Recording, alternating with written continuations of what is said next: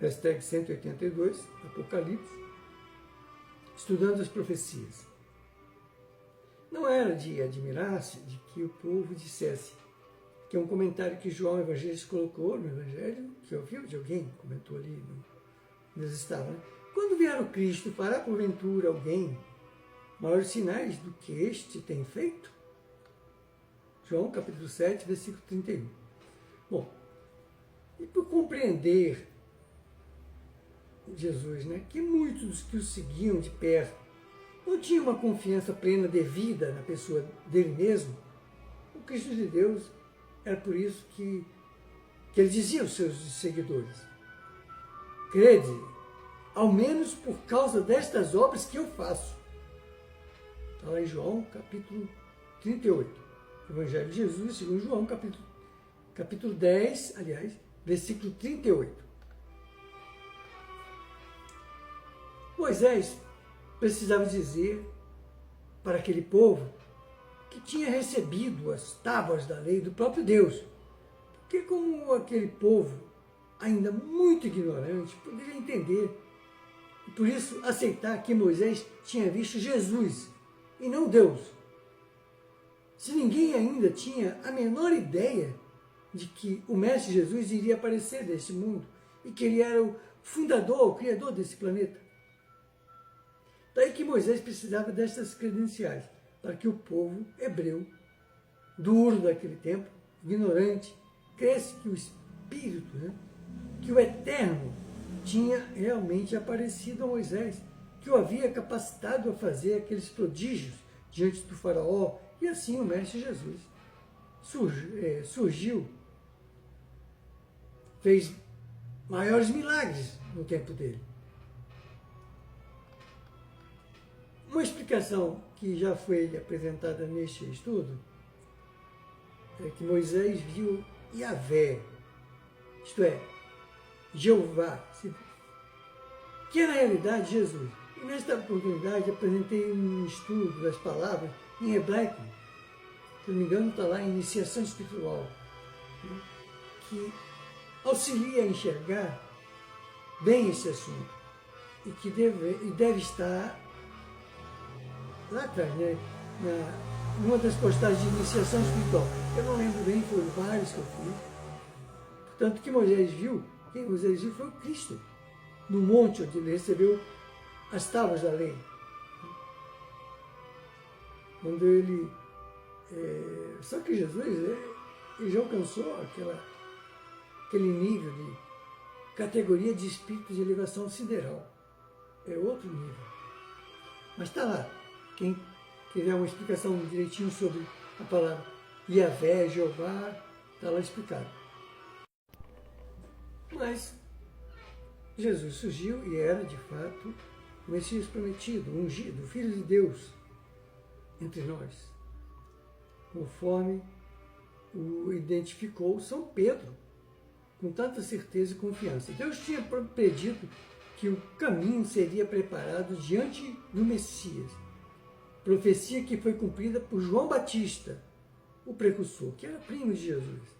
Ao passo que Jesus continuava no seu ministério, o apostolado, cumpriu-se cada vez mais profecias referentes a ele, entre as quais havia a sua entrada triunfal em Jerusalém, e ser ele vendido por 30 moedas de prata. Onde está a profecia dos 30 moedas de prata? Essa profecia foi feita lá atrás, está lá em Zacarias, capítulo 11, versículo 12. E eu lhes disse, se parece bem aos vossos olhos, dai-me o que me é devido, e se não, deixai-o. Pesaram, pois, o meu salário 30 moedas de prata. Está lá na tradução de João, isso aqui é a tradução do padre João Matos Soares, Zacarias, capítulo 11, versículo 12. Bom, pode acontecer que alguma vez pareça contradição quando aqui eu citar um capítulo ou versículo e quando a pessoa for conferir, ele não encontrar no mesmo local, né, da Bíblia que ele tem em mãos, porque costumo utilizar a Bíblia traduzida pelo Padre Matos Soares, às vezes o João Ferreira de Almeida. E pode ser que em algum momento utilize a Bíblia até de outro tradutor, né? Sendo que o primeiro é de ordem católica, no caso o Padre Matos Soares. E o João Ferreira de Almeida é de ordem evangélica, ou protestante. Mas a Bíblia está certa, é questão de interpretar. A profecia de Isaías, capítulo 53, versículo 3 a 12, teve um cumprimento notável, pormenorizado do Cristo de Deus. Né? Então vamos lá, Isaías, capítulo 53, versículo 3 a 12. Abre aspas. Era desprezado e rejeitado dos homens. Homem de dores, experimentado no sofrimento, e como um de quem os homens escondiam o rosto, era desprezado e não fizemos dele caso algum. Hoje não é assim. Bom, verdadeiramente ele tomou sobre si as nossas enfermidades e carregou com as nossas dores, e nós o reputamos por aflito, ferido de Deus e oprimido. Mas ele foi ferido por causa das nossas transgressões e esmagado por causa das nossas iniquidades. O castigo que nos traz a paz estava sobre ele, e pelas suas pisaduras fomos sarados. Todos nós andávamos desgarrados, como ovelhas, cada um se desviando pelo seu caminho. Mas o Senhor fez cair sobre ele a iniquidade de todos nós. Ele foi oprimido e afligido, mas não abriu a boca, como um cordeiro que é levado ao matadouro, e como uma ovelha que é muda perante os seus tosqueadores. Assim, ele não abriu a boca. Pela opressão e pelo juízo foi arrebatado. E quem dentre os da sua geração considerou que ele fora cortado da terra dos viventes, ferido por causa de transgressões do seu povo? E deram-lhe a sepultura como os ímpios, e como um rico na sua morte, embora nunca tivesse cometido injustiça alguma. Nenhum engano na sua boca saiu. Todavia, foi da vontade do Senhor esmagá-lo, fazendo-o enfermar, quando ele se puser como oferta pelo pecado.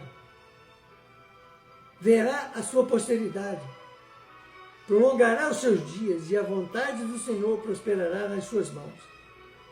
Ele verá o fruto do trabalho de sua alma e ficará satisfeito com o seu conhecimento.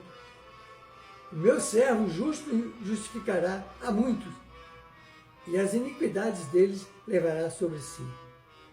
Pelo que darei o seu quinhão com os grandes, e com os poderosos repartirá ele o despojo, porquanto derramou a sua alma até a morte, e foi cotado com os transgressores, mas ele levou sobre si o pecado de muitos, e pelos transgressores intercedeu. Está lá em Isaías, capítulo 53, versículos de 3 a 12.